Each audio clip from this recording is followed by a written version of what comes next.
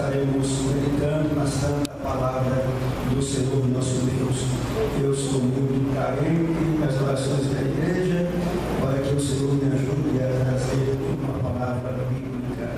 Então, o subtema que me foi passado é templo, lugar de refúgio para a vida sem expectativas, com base em Atos dos Apóstolos, capítulo número 3, versículo 1 a 8, nos diz, meus amados irmãos, a santa e gloriosa palavra de Deus. Pedro e João subiram juntos ao templo, à hora da oração, a nona, e era trazido um varão que desde o ventre de sua mãe era coxo, o qual todos os dias punham à porta do templo, chamada Formosa, para pedir esmola aos que entravam. Ele, vendo a Pedro e a João, que iam entrando no templo, pediu que lhe dessem uma esmola. E Pedro, com João, fitando os olhos nele, disse: olha para nós. E olhou para eles, esperando receber alguma coisa. E disse Pedro: não tenho prata nem ouro, mas o que tenho, isso te dou. Em nome de Jesus Cristo, o Nazareno, levanta-te e anda. E tomando-o pela mão direita, o levantou, e logo seus pés e tornozelos se firmaram. E, saltando ele, pôs-se em pé e andou, e entrou com eles no templo, andando e saltando e louvando a Deus. Queridos amigos, irmãos, nós queremos inicialmente parabenizar toda a igreja pela programação processional, muito emocionante, muito esclarecedor, que tocou em nossas vidas com a presença do Espírito Santo do Senhor. Meus amados irmãos, um texto altamente explicativo, quando nos diz a palavra de Deus que este paralítico, desde o ventre de sua mãe, ele já nasceu naquela situação e foi colocado, ou era colocado, à porta do templo chamada Formosa, para pedir esmola aos que ali entravam.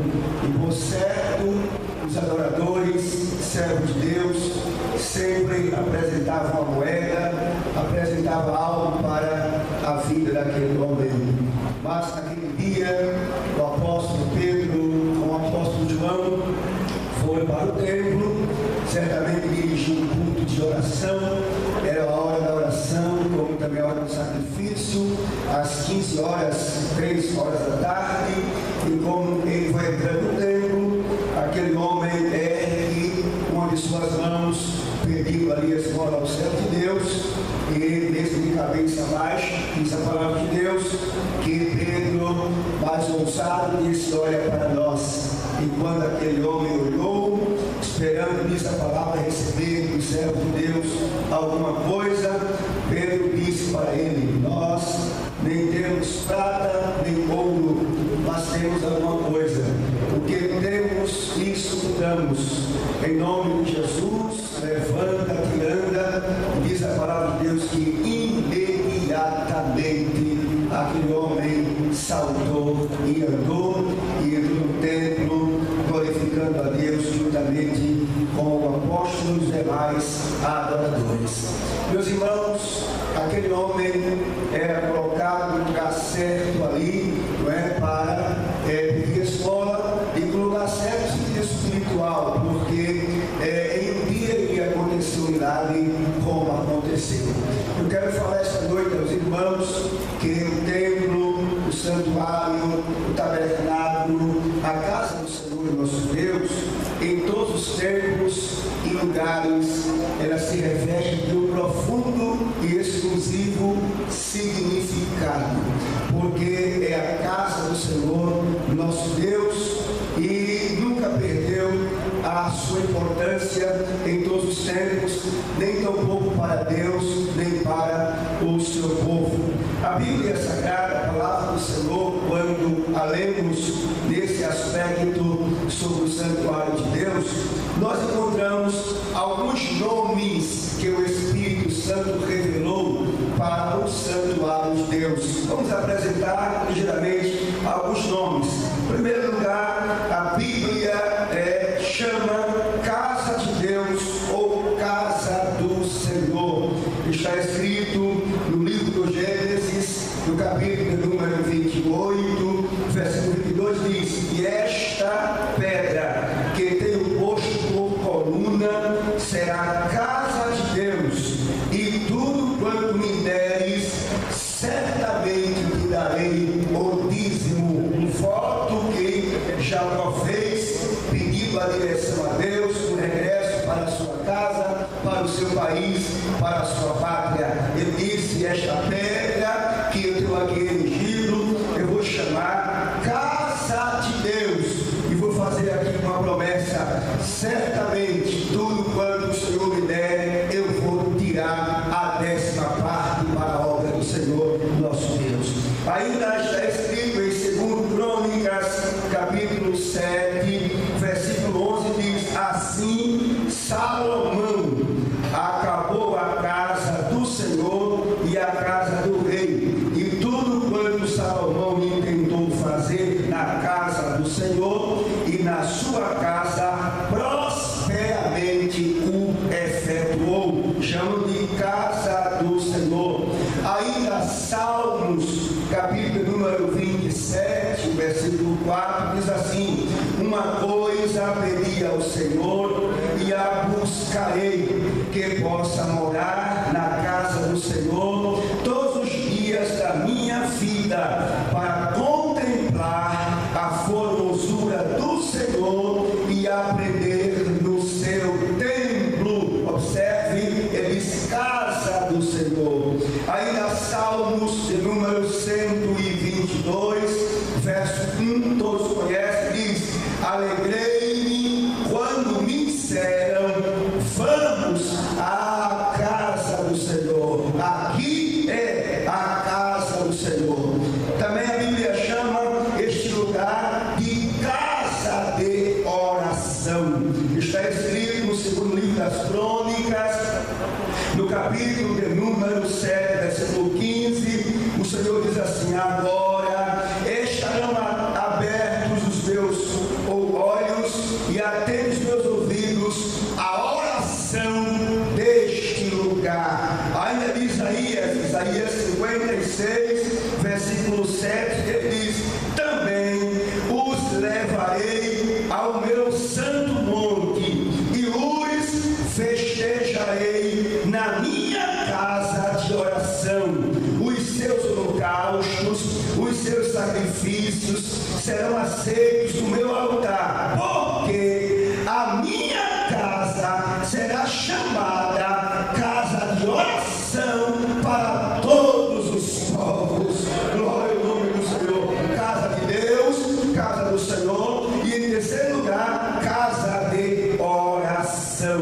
Ainda diz, meus amados irmãos, Mateus 21, versículo 13, Jesus, citando a passagem de Isaías 56, 7, ele falou assim: e disse-lhe, está escrito, a minha casa será chamada casa de oração. Glória a Deus.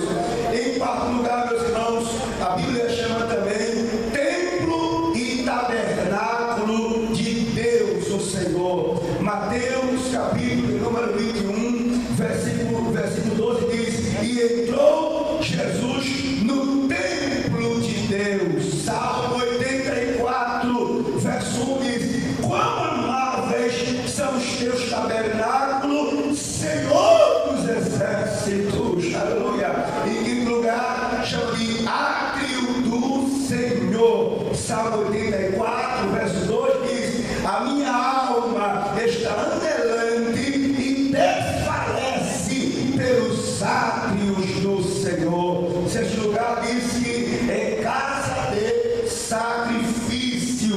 Segundo Crônicas, capítulo 7, versículo 12 diz: e o Senhor apareceu de noite a Salomão e disse-lhe: ouvi a tua oração e escolhi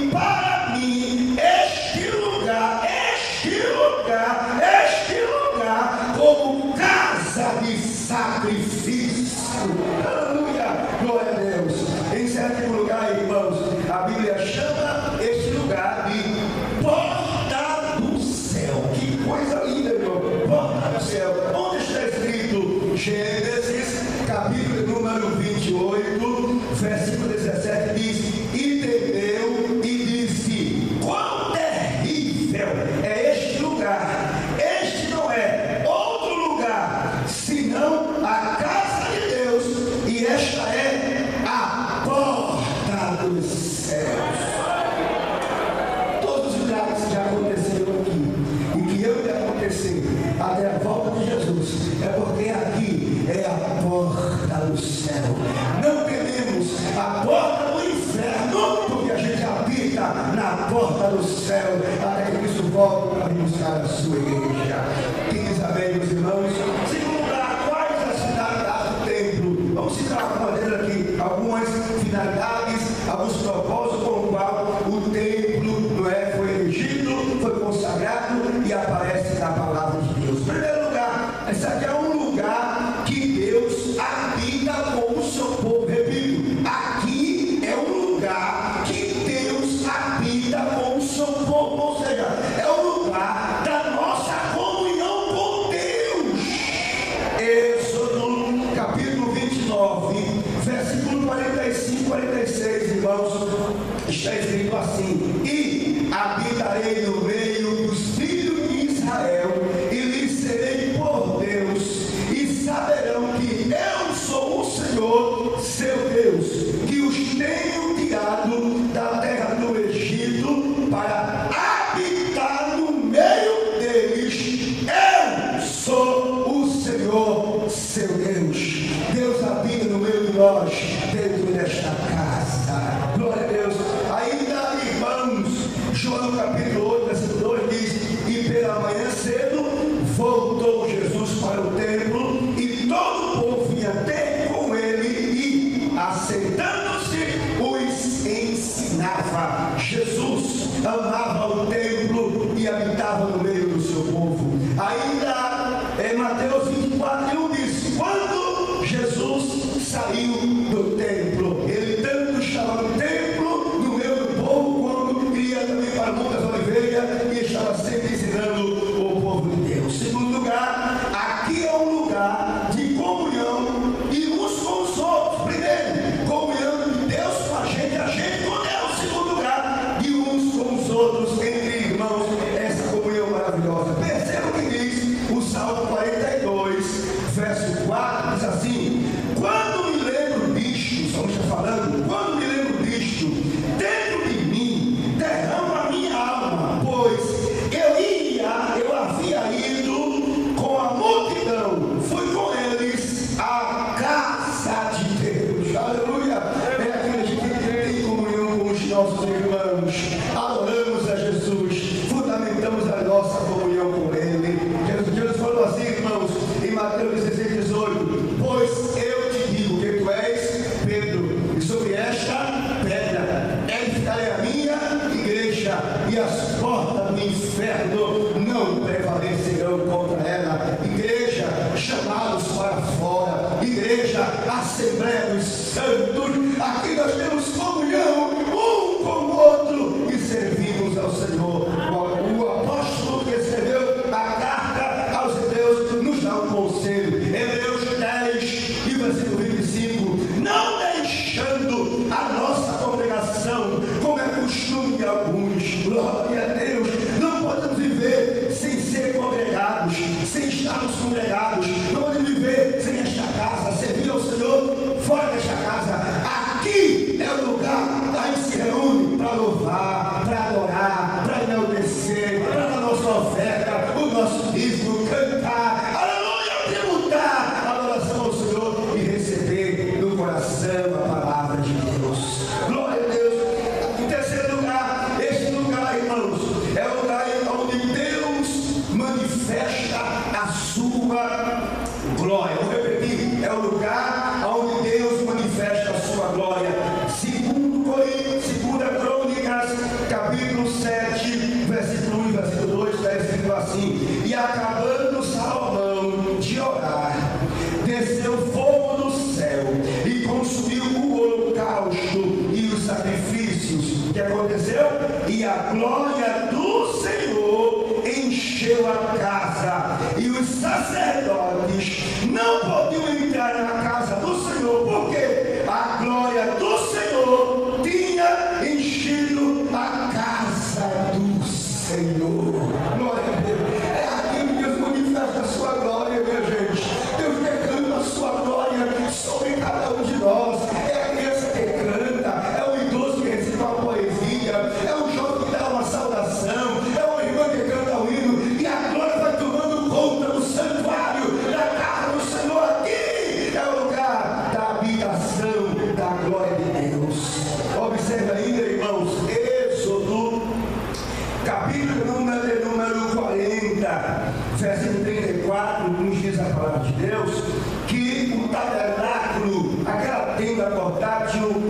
foi levantada por Moisés lá no deserto, aquela tenda, ou tabernáculo, era movido por intermédio ou imitação da nuvem de glória, que era símbolo, figura da presença do Senhor nosso Deus.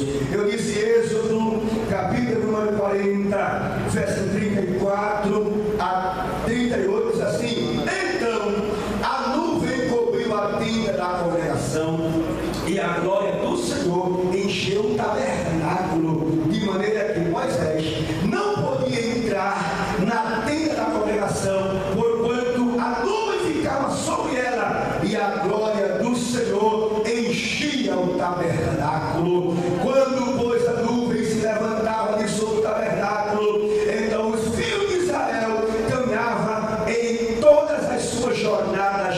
Se a nuvem, porém, não se levantava, não caminhavam até o dia em que ela se levantava, porquanto a nuvem do Senhor estava de dia sobre o tabernáculo, e o fogo estava de noite sobre ele, perante os olhos de toda a casa de Israel em todas as suas jornadas. A glória de Deus caminhava com aquele povo pelo deserto, mas estava sobre o tabernáculo do Senhor. Quem sabe, meus irmãos, ninguém pode olhar para esta casa com desdém, ninguém pode olhar para esta casa com outro pensamento. Não se pode fazer aqui o que se faz em outra casa, porque aqui é a casa de Deus, aqui é o santuário do Senhor, aqui habita a glória do Senhor, juntamente com o povo de Deus.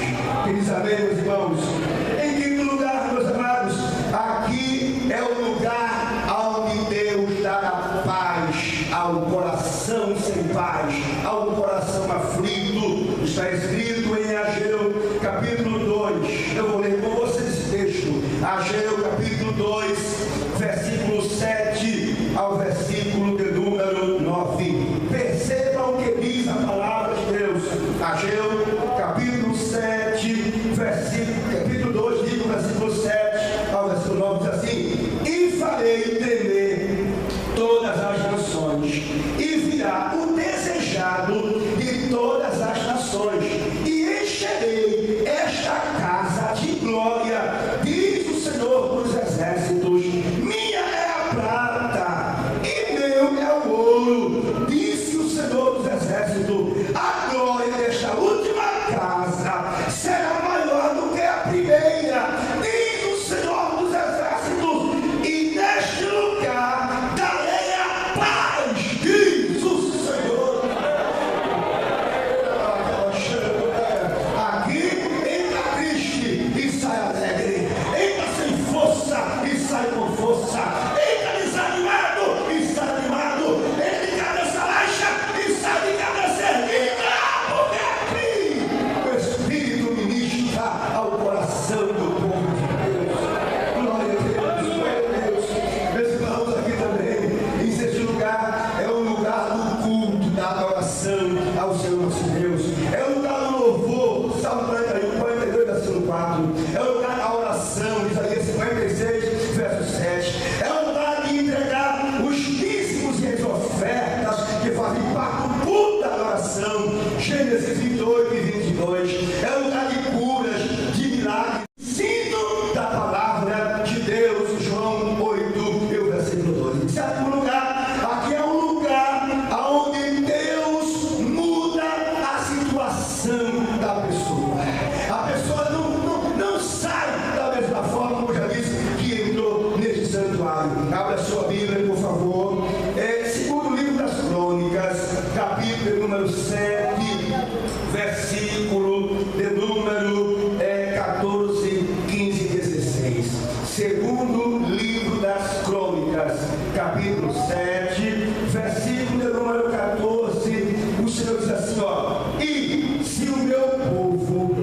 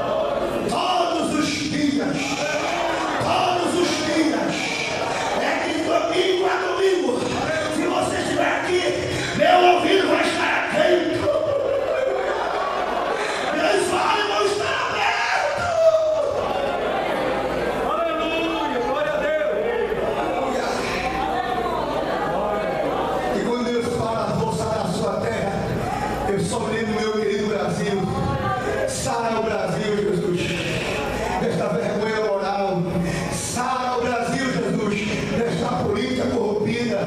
Sara o Brasil, Jesus, dessa pandemia. Sara o Brasil, Jesus, porque há uma igreja desse Brasil.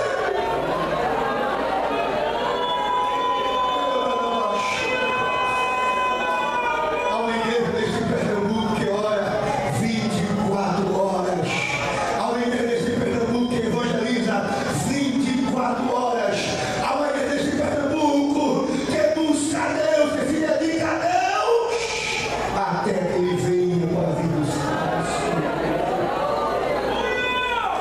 Queridos, eu quero concluir dizendo para vocês, em oitavo lugar, aí vem o tema, o subtema. Aqui é um lugar para vidas sem expectativas, sem esperança. Perceba o comportamento daquele paralítico que era colocado todos os dias à porta do templo chamada Formosa. Aquele homem, até para pedir ajuda, para esmolar, ele assim o fazia de cabeça baixa. A humilhação, a vergonha, a dor, não há condição de trabalhar para manter a sua própria vida e manter a sua família. Não havia assistência de governo como se tem hoje. Naquela época não havia. Aquele homem era colocado ali para pedir escola. Aí os religiosos, os adoradores, assim o fazia, abençoando com alguma moeda ou algum valor aquele homem. Naquele dia, que felicidade! O dia da mudança, o dia da transformação, o dia em que a história daquele homem foi mudada. Irmão, olha, ninguém pode subestimar nenhum culto na igreja. Até fora dela, porque o culto de ontem não é o culto de hoje, e o de hoje não será o da manhã. Deus surpreende. Deus faz coisa nova. Deus faz coisa grandiosa. Aquele homem pediu esmola como de costume. Naquele dia deparou-se com Pedro e João, cheio do Espírito Santo.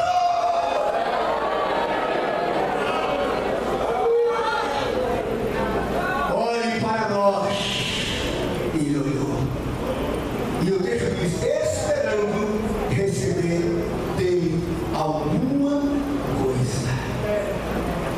E quando Pedro diz: nem temos prata, nem temos ouro, nós temos algo em nós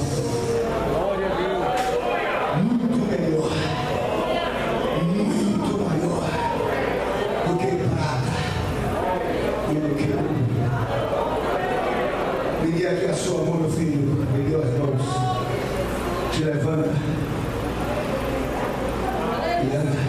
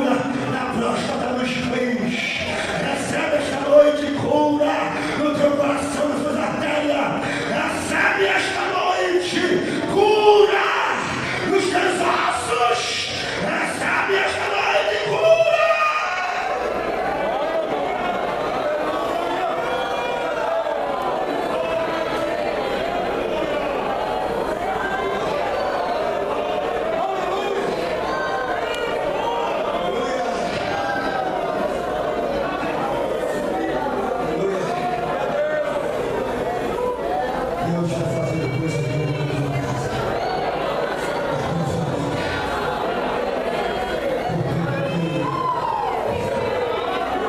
Eu tenho certeza que você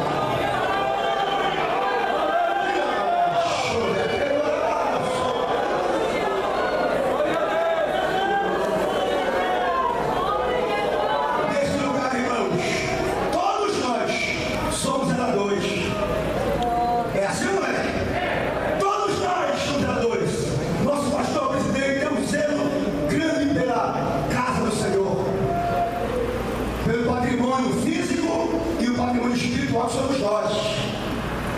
E observa aí que coisa linda. O patrimônio preservado, mas nós somos zeladores também.